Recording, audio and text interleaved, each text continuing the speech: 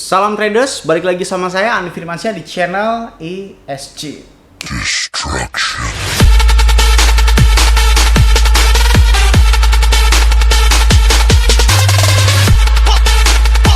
Oke, hari ini kita obrolannya santai aja, mungkin sambil ngopi, tapi ya tunggu buka ya.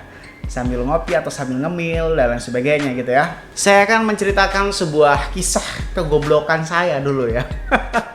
Ya namanya sebuah proses ya kan. Nggak mungkin setiap manusia itu baru lahir langsung bisa berlari dan langsung bisa menata masa depan gitu. Mereka harus jatuh, bangkit lagi, merangkak dulu, berdiri, jatuh lagi, dan begitu seterusnya. Awal mula saya kenal cryptocurrency hingga sekarang saya bisa menjadi seorang trader yang cukup ya, saya nggak bilang trader pro. Mungkin kalau trader pro itu udah profitnya mungkin 10 miliar ke atas, mungkin saya bilang seperti itu ya. Kalau misalkan kalian sudah melihat video kisah sukses saya yang ini nih, nah itu menceritakan sebagian besar dari kisah hidup saya gitu kan. Tapi kali ini saya akan fokus bagaimana proses saya mengenal cryptocurrency mulai dari masih lugu hingga sekarang gitu kan, yang bisa dibilang cukup mahir mungkin ya. Awal saya kenal kripto itu di Indodax ya kan, diperkenalkan dengan salah satu teman saya, yaitu sahabat saya yang sekarang jadi Tentara Nasional Indonesia gitu, dan kita dulu sama-sama bermimpi untuk menjadi seorang tentara gitu kan. Awal kenal saya Indodax ini, dulu namanya bukan Indodax ya, dulu namanya VIP Bitcoin. Oke, pertama kali Indodax muncul ini bukan namanya Indodax. Saya sudah main pada saat sudah dari awal dia berdiri, yaitu VIP Bitcoin ya. Dan VIP Bitcoin itu pada saat itu ada beberapa hal yang mungkin konyol bagi saya. Jadi mungkin ini dirasakan juga mungkin dari kalian. Yang pertama kali saya ikut cryptocurrency dan mengikuti grup Telegram itu ya. Grup Telegram, dan saya melihat Indodax seperti ini gitu kan. Yang pertama kali saya pikirkan adalah harga Bitcoin ini sangat mahal, dan harga yang lainnya itu ada yang jutaan, ada yang ribuan, atau mungkin ada yang ratusan. Lalu saya berpikir dan seolah-olah sok pintar gitu kan, bertanya kepada beberapa master kripto yang sudah ada di Telegram terlebih dahulu pada saat itu.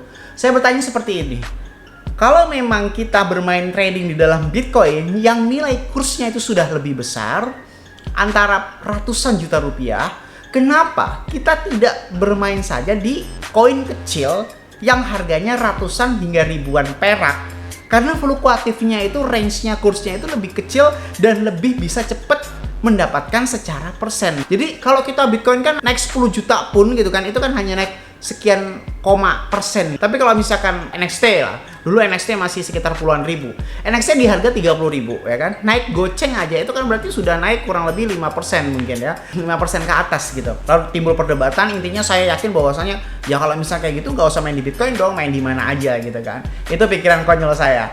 Ternyata setelah saya mempelajari lagi, setiap koin itu mempunyai suatu skala yang berbeda-beda. Ternyata nggak bisa misalkan Bitcoin itu dijual seharga 936.597.500, nggak bisa. Ternyata kelipatannya itu puluhan ribu guys. Nah kita bisa lihat sekarang ini ya, ini pemikiran-pemikiran goblok saya yang mungkin dulu kalian paham gitu kan. Nah kan di sini kan kelipatannya 10.000 tuh, dan sedangkan NXT pada saat itu bisa kelipatan 10 perak kayak gitu.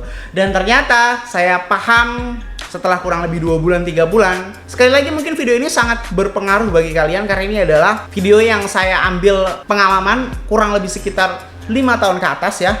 Kalian mungkin bisa mendapatkan ilmu dalam waktu kurang lebih 30 menit ya kan. Ini ilmu yang saya dapatkan selama bertahun-tahun. Nah, balik lagi ke cerita ya. Setelah saya melihatnya, ternyata kursnya ini skalanya bedanya ribuan gitu kan, ribuan hingga puluhan ribu. Nggak bisa 775.771, nggak bisa. Dan ternyata setelah 2 bulan saya paham, setiap koin atau setiap token atau setiap cryptocurrency itu mempunyai sebuah intonasi, sebuah fluktuatif yang berbeda-beda, tetapi itu ternyata pada dasarnya sama kekuatannya gitu kan. Bukan berarti NXT itu yang harganya puluhan ribu, bukan berarti yang harganya 1 perak itu bisa naik ke 2 perak gitu.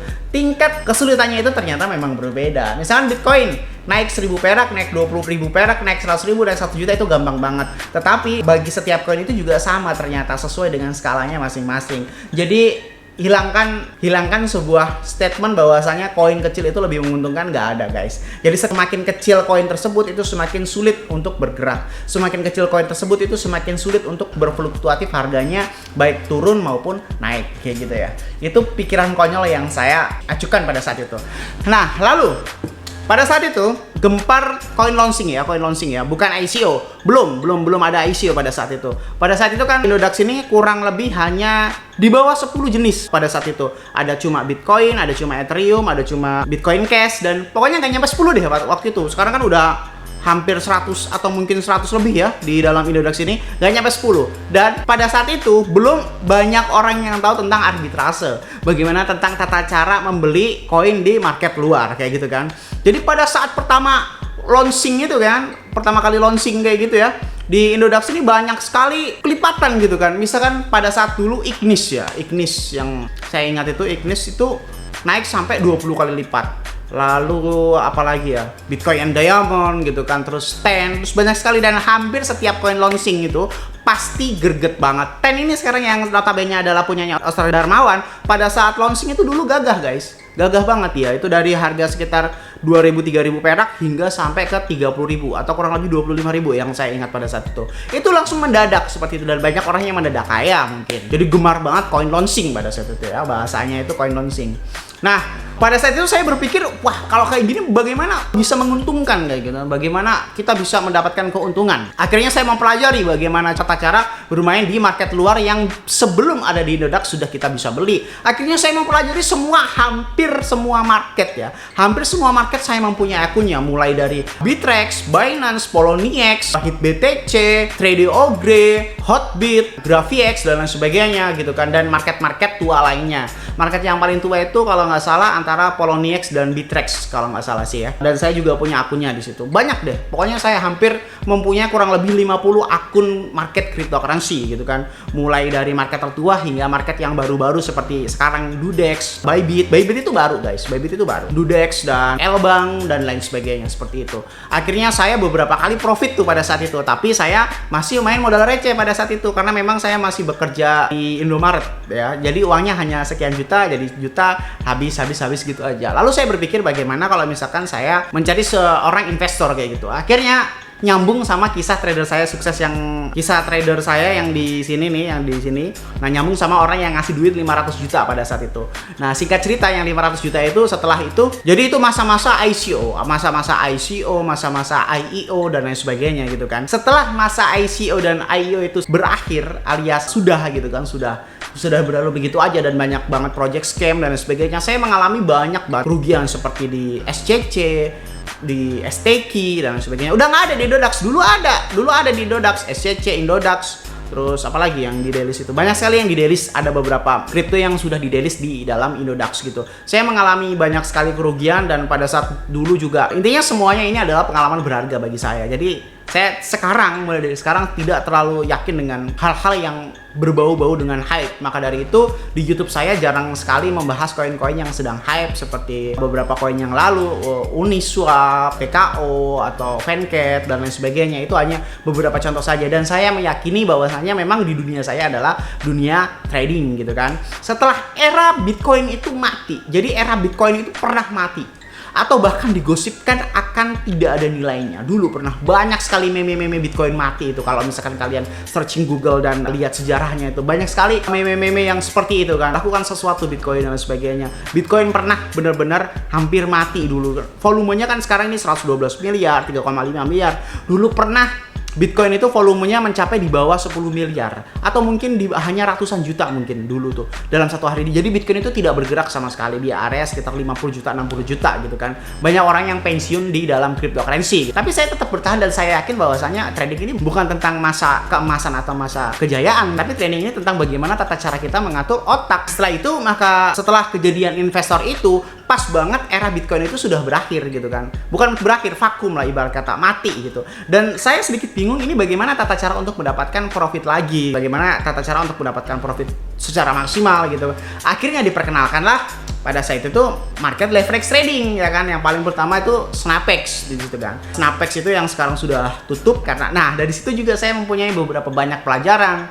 Saya bertemu dengan BitMEX Sniper, bertemu dengan Whale-bots dan lain sebagainya gitu, supaya bisa tata cara menganalisis sebuah pasar. Nah, lalu kemarin ada pertanyaan bahwasanya, Bang, lu mempunyai investor? Jawabannya adalah iya, saya mempunyai sebuah investor, tapi investor saya itu cuma satu orang, guys. Investor saya itu cuma satu orang, bukan masanya. Jadi selesai baru saya cari lagi gitu, baru ada beberapa orang yang menawari diri gitu. Setelah kejadian 500 juta itu, kalau mau kisah lengkapnya itu silakan cek video saya yang ini ya. Setelah kejadian 500 juta itu kan, saya beberapa kali ditawari oleh orang gitu kan, tapi saya tar dulu gitu, saya masih belum terlalu percaya diri dengan market sekarang.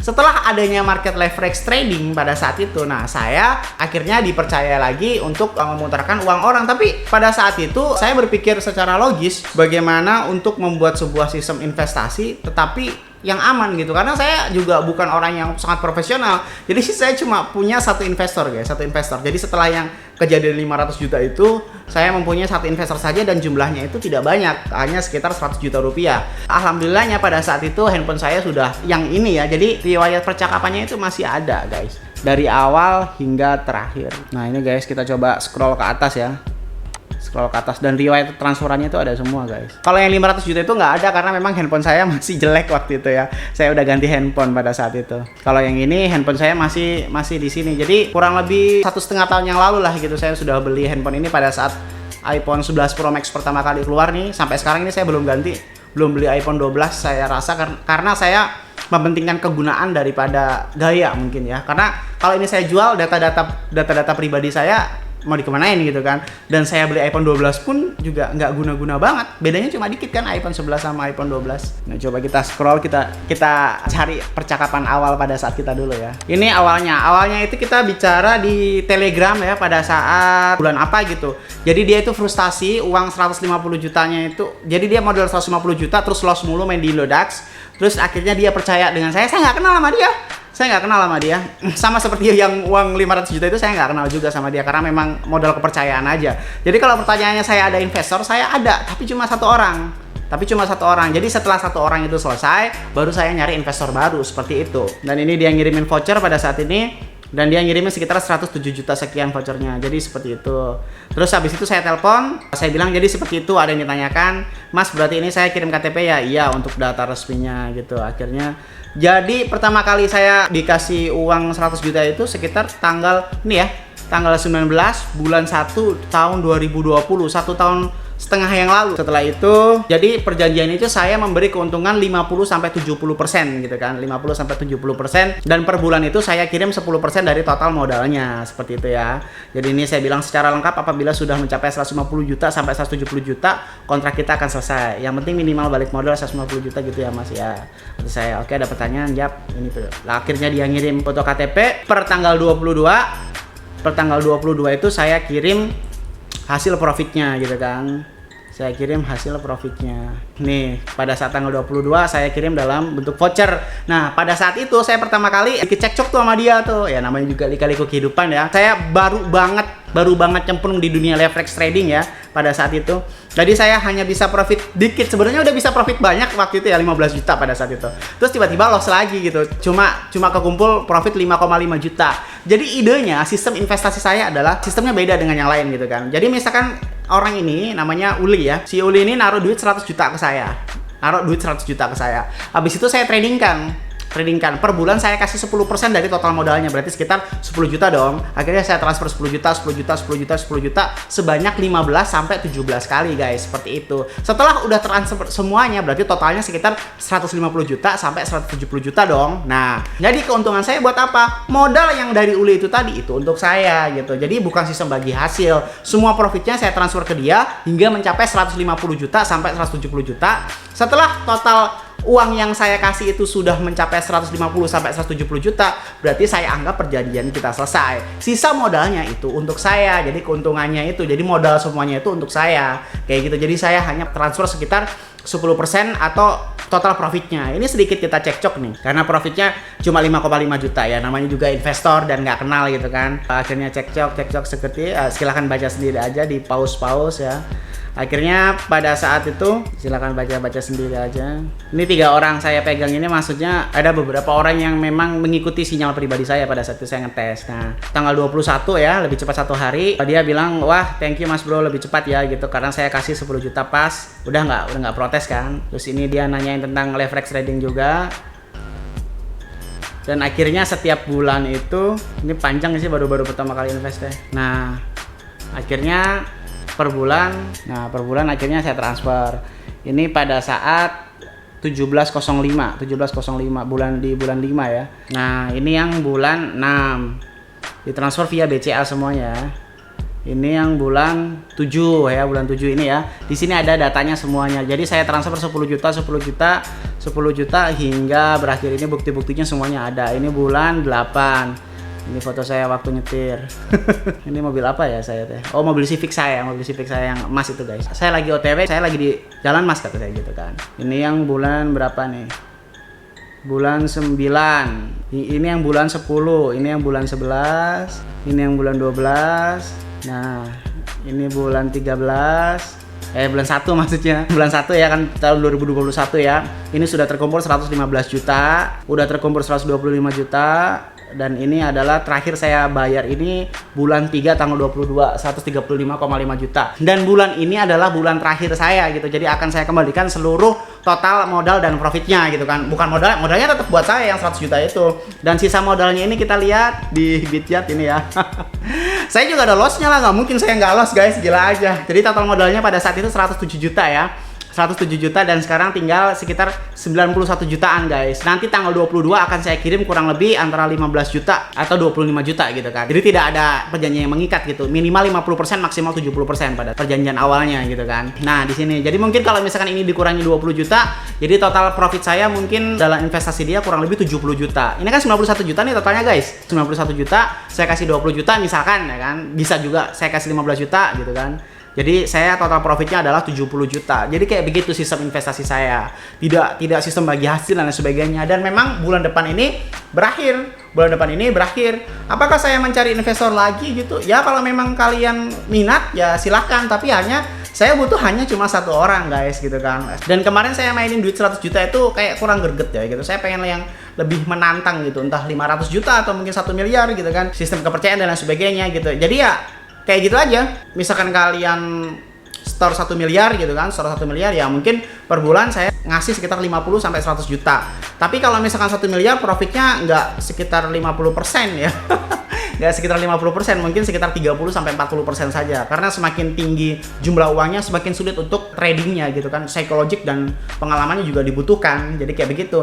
Jadi pertanyaan kalau saya ada investor ada, tapi cuma 1 orang. Jadi sistemnya seperti itu. Ini WhatsApp asli ya guys, bukan kaleng-kaleng. Jadi kayak gitu. Jadi kalau nanya, bang ada investor ada, tapi cuma 1 orang. Bang apa yang nyari investor lagi? Bisa jadi karena bulan depan ini adalah terakhir di tanggal 22. Silakan kalian hubungi saya lewat email saja. Tapi saya nggak suka basa-basi. Udah ngomong aja siap duit berapa kayak gitu. Saya akan mengambil uang yang terbanyak aja gitu sih. Misalkan 200 juta, 500 juta atau mungkin 1 miliar gitu, ya nggak apa-apa, silahkan aja gitu kan. Tapi saya cuma nerima 1 orang gitu. Kalau misalnya saya nerima lebih dari 1 orang, saya takutnya nggak bisa muterin duit trading yang ada nggak jelas gitu. Saya cuma bisa fokus ke dalam 1 orang saja gitu. Karena investor saya mungkin kalau untuk di trading itu cuma 1 orang saja. Jadi saya nggak punya investor banyak gitu. Saya cuma punya investor 1 orang aja. Kayak gitu. Setelah udah selesai urusan nama dia, ya udah selesai. Nah, itu adalah cerita kurang lebih tentang kehidupan saya. Dan mungkin pertanyaan terakhir, kenapa saya masih main di Bityat?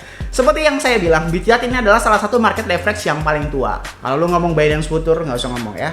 Futures beda dengan leverage, oke? Jadi jangan kebanyakan bacot. Kenapa nggak Binance Future aja? Futures itu beda, oke? Futures itu ada order booknya.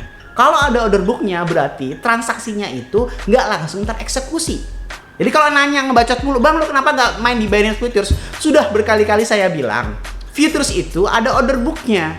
Kalau ada order booknya itu tergantung nomor antrian. Jadi walaupun harga sudah mencapai harga take profit saya, tapi kalau nomor antriannya belum tereksekusi, ya belum. Tapi kalau market leverage trading itu tidak ada. Jadi seperti forex aja gitu, market leverage trading. Kalau udah TP ya udah langsung set tereksekusi semuanya. Kalau di futures itu nggak langsung tereksekusi. Itulah kenapa saya alasannya bermain di leverage. Jadi kalau kalian nanya kenapa nggak main di futures aja, sudah saya jelasin dan sudah saya jawab berkali-kali. Kalau kalian nanya kenapa main di Bitchart, Bitchart ini adalah salah satu market yang tertua di dalam market leverage trading gitu. Kalau kalian nanya sertifikatnya apa bang, udah saya jelasin berkali-kali. Silahkan kalian cari tahu aja Bitchart. Bitchart ini sudah mendapatkan lisensi dari beberapa negara besar, bahkan di negara USA pun sudah mendapatkan lisensi. Kenapa nggak ada Bapepti-nya? Woi, Bitchart itu bukan di Indonesia, Tong. Gimana sih? Masa ya dia pakai Bapepti segala gitu kan? Kan dia sudah dapat izin dari negaranya, udah dapat izin dari USA. Udah beda ranah. Kalau lu nanya tentang market luar ada Bapepti-nya, itu udah nggak nyambung guys. Itu udah nggak nyambung. Bapepti itu mungkin untuk khusus untuk yang ada pair fiat rupiah atau yang ada di Indonesia aja gitu. Jadi jangan terlalu banyak perdebatan. Kalian berminat untuk menjadi investor saya, langsung kirim saja ke email tersebut di sini. Tapi mohon maaf jika saya tolak karena saya hanya menerima satu orang saja yang paling terbanyak. Oke, jadi langsung tawarkan saja terhadap email saya yang di sini nih, andy.firmansyah1995@gmail.com. Langsung ngomong saja, saya siap berapa duit gitu. Langsung ngomong kayak gitu aja. Jadi saya akan mengambil yang terbanyak karena kebetulan investor saya bulan ini sudah berakhir. Oke?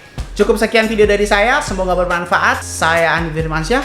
Use your logic. Salam traders.